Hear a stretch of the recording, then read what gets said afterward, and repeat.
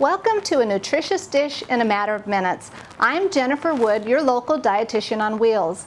I'm here today at Winona Volunteer Services to talk to you about tomatoes. There are many varieties of tomatoes on the market today, from large, juicy varieties great for cooking or slicing, to tiny cherry or grape varieties that are perfect for salad toppings. There are also many colors to choose from, with historic heirloom tomatoes on the rise at many markets. When choosing tomatoes, pick ones with bright color that are free of cracks and cuts, with a smooth peel and a ripe, sweet fragrance.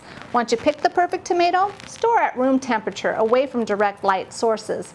If you want them to ripen faster, place your tomatoes in a plastic bag with bananas or apples. These fruits give off ethylene, which speeds up the ripening process. Tomatoes usually keep for up to a week.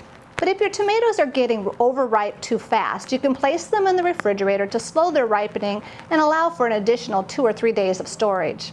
Tomatoes have several health benefits, including a high water content, keeping you hydrated in the heat of summer, and they provide good amounts of beta-carotene, vitamin C, and lycopene.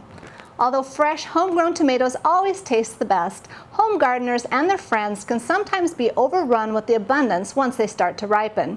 But there's no need to fret when this happens, because freezing them is a breeze once you know this easy trick for peeling them. To peel and freeze fresh tomatoes, you will need a large stock pot to boil water, a large sturdy ladle for dipping the tomatoes out, a sink full or a bowl full of cold water, and some freezer bags or containers. You'll also need a marker for labeling. First, you want to start by filling the stock pot with hot water and bring it to a boil.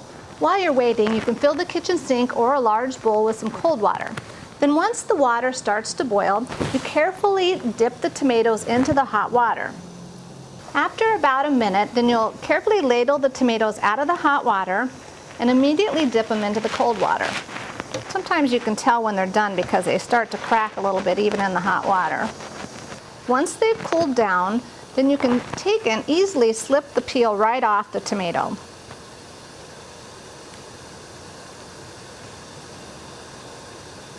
Then you want to take the peeled tomatoes and core them and cut them into quarters.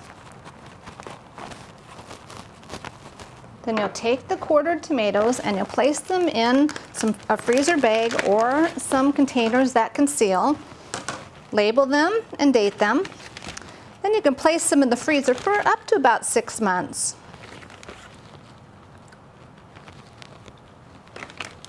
Then you can use these frozen tomatoes in soup, chili, or casseroles. And if you prefer less chunky tomatoes, you can thaw them, then blend them in a blender prior to using in your favorite recipe. And there you have it, a nutritious dish in a matter of minutes. I'm Jennifer Wood, your local dietitian on wheels.